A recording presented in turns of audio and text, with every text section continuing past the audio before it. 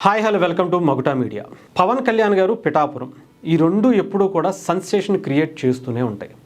పవన్ కళ్యాణ్ గారు ఎప్పుడైతే రాజకీయాల్లోకి వచ్చారో వచ్చిన తర్వాత ఆయన నడవడిక, ఆయన చేసేటువంటి ప్రయాణం ఎన్నో ఆటుపోట్లను ఎదుర్కొంది. ఎన్నో అవమానాలు, ఎన్నో ఇబ్బందులు అవన్నీ చూసాం మనం. అక్కడికి రెండు చోట్ల తాను ఓడిపోయినా కూడా ఎక్కడా బాధపడకుండా, భయపడకుండా 2019 నుంచి ఆయన ఇంకొక ఉద్యమాన్నే మొదలుపెట్టారని చెప్పాలి. అప్పటికి ఓడిపోయిననే బాధను పక్కన పెట్టి ఇంకొక కాన్స్టిట్యున్సీని ఆయన సెలెక్ట్ చేసుకోవడం కూడా చాలా లేట్గానే చేశారు. ఎలక్షన్స్ ముందు పిఠాపురానికి అనౌన్స్ చేశారు. ఎందుకంటే ఆయన ఎక్కడ పోటీ చేస్తే అక్కడికి వెళ్ళి కుట్రలు చేసేటువంటి పనిలో చాలా పెట్టుకుని ఉన్నారు.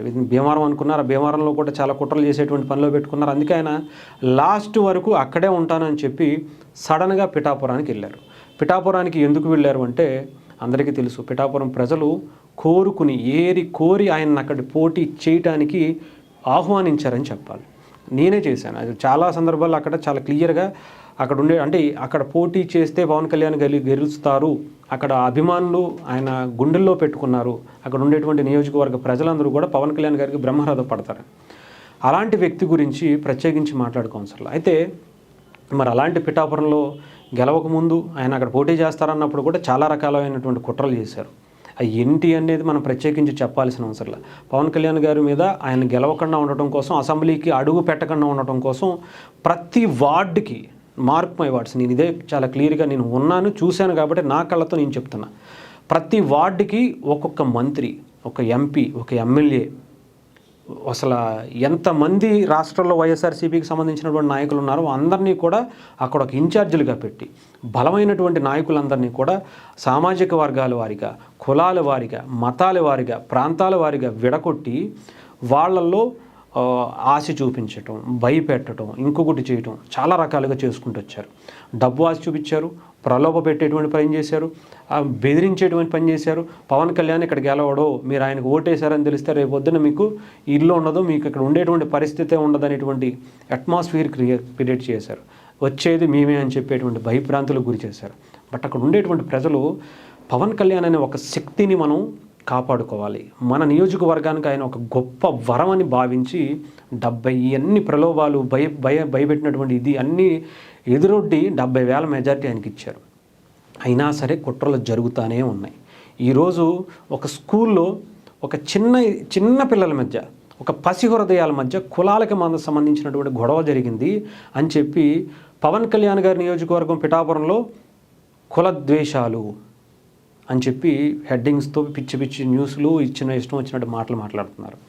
అసలు మీరు ఆలోచించండి, ఇది కొత్త ఏం కాదు. గతంలో కూడా ఒక ఎలక్ట్రీషియన్స్ అని చనిపోతే ఇదే చెప్పారు, అంతకుముందు ఇంకోటి ఏదో చెప్తే అది మతం గురించి చెప్పారు, ఇంకొకటి ఏదో చేస్తే అక్కడ వ్యక్తులు వల్ల అంటే కులాలు, మతాలు, వ్యక్తులు, వర్గాల మధ్య గొడవలు సృష్టించడం, పవన్ కళ్యాణ్ గారికి బ్యాడ్ నేమ్ తీసుకురావాలి, నియోజకవర్గంలో ఆయన్ని బ్యాడ్ చేయాలి, ఇంకొకసారి గెలవకుండా ఉండేటువంటి పరిస్థితి క్రియేట్ చేయాలి.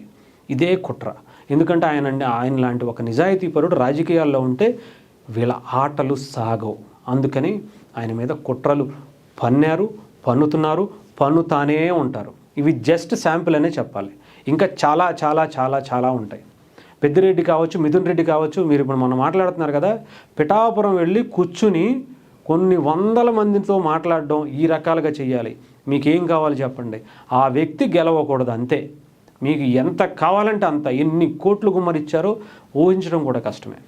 మా మీద కూడా దాడులకు వచ్చినటువంటి పరిస్థితి, మా మీద కూడా మేము వాయిస్ తీసుకోవడానికి వెళ్తే కూడా మమ్మల్ని కూడా భయపెట్టి బెదిరించినటువంటి పరిస్థితి. మీరు కొన్ని ఛానల్స్లో కూడా లింకులు కూడా ఉంటాయి మమ్మల్ని బెదిరించేటువంటి వీడియోలు. అంత దారుణంగా వ్యవహరించారు. ఇప్పుడు ఆ స్కూల్కి సంబంధించినటువంటి కులాలకు సంబంధించినటువంటి ఇష్యూ తీసుకొచ్చిందన్నారు. కులాల ఇష్యూ అసలు మీరు ఆలోచించండి. 6 సంవత్సరాలు 6వ తరగతి చదువుకునేటువంటి కుర్రోడికి, ఆ చిన్న పిల్లోడికి, ఆ పసి హృదయానికి కులం అంటే ఏంటో, మతం అంటే ఏంటో, మీ వర్గం అంటే ఏంటో తెలుసా, మీ వర్ణం అంటే ఏంటో తెలుసా, అతనికి ఏం తెలుసని కులం గురించి మాట్లాడేటువంటి మెచ్యూరిటీ ఉంటుందంటారా? వాళ్ళల్లో విషబీజాలు నింపి నిన్ను కులం అని చెప్పి తిట్టారని చెప్పి మాట్లాడిచ్చేటువంటి మాటలు వింటున్నా. నేను పూర్తిగా అక్కడ వాళ్ళతో తెలుసుకుని మాట్లాడుతున్నా. ఆ టీచర్కి సంబంధించి గతంలో ఏమన్నా అలాంటివి చేసినటువంటి పరిస్థితులు ఉన్నాయేమో అని కూడా మాట్లాడుతున్నా. అంటే ఎక్కడ నా పిల్లలు కానీ వాళ్ళ తల్లిదండ్రులు కానీ ఇలాంటి పరిస్థితులు ఏమన్నా ఉన్నాయా అంటే ఎక్కడా ఏం లేవు. అక్కడ ఎక్కడా కూడా మీరు చిన్నపిల్లడు ఒక ఆరో తరగతి చదువుతున్నటువంటి ఒక పిల్లోడు 8వ తరగతి చదువుకుంటున్నటువంటి ఇంకొక పిల్లోడికి ఇద్దరికి గొడవ అయితే ఇది కులం కింద గొడవ సృష్టించాలనేటువంటి పన్నాగం కుట్రలు చేస్తున్నారంటే ఆలోచించండి. వాళ్ళు మాట్లాడే మాటలు మీరు సోషల్ మీడియాలో కూడా వినొచ్చు. వాళ్ళకి అసలు ఏమీ తెలియదు.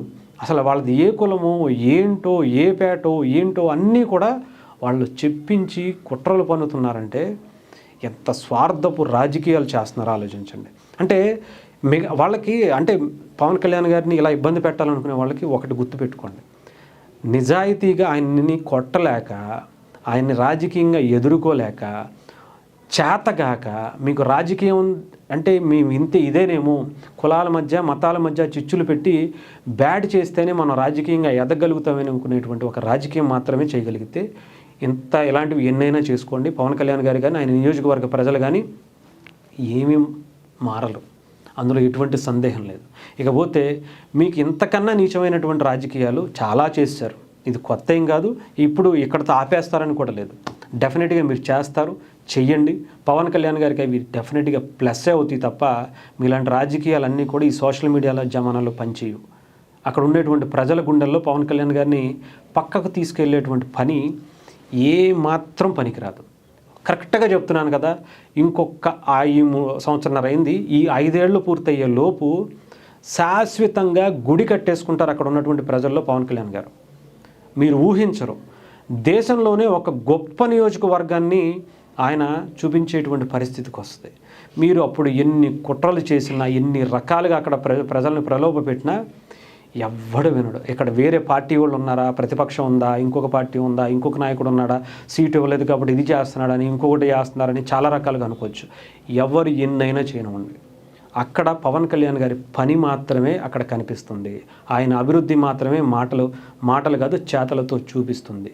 సో మీలాంటి వాళ్ళు ఎన్ని కుట్రలు పనినా వాటి వల్ల ఆయన నియోజకవర్గ ప్రజలకి ఎటువంటి అంటే ఒక రోజు మాట్లాడుకుంటారు తప్ప రెండో రోజు కూడా ఉండదు అక్కడ. మీలాంటి వాళ్ళు ఆ ప్రశ్న లాంటి వాడు వెళ్ళిపోయి అప్పుడే పొద్దునే వీడియో పెట్టేశాడు, ఇంకా రెడీగా కాసు కూర్చుంటాడు. కులాల మధ్య కుంపట్లు, మతాల మధ్య చిచ్చురా చేసేటువంటి పని తప్ప ఇంకొకటి చేతగాని పనితనం అది.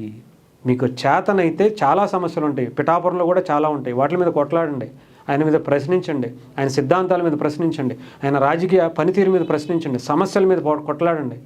అంతేగాని ఇలాంటి నీచమైన రాజకీయాలకు ఇంతకన్నా చేత కాకపోతే అసలు అదొక రాజకీయమా, దాన్ని ఒక పార్టీ అంటారా, దాన్ని ఒక నాయకుడు అంటారా?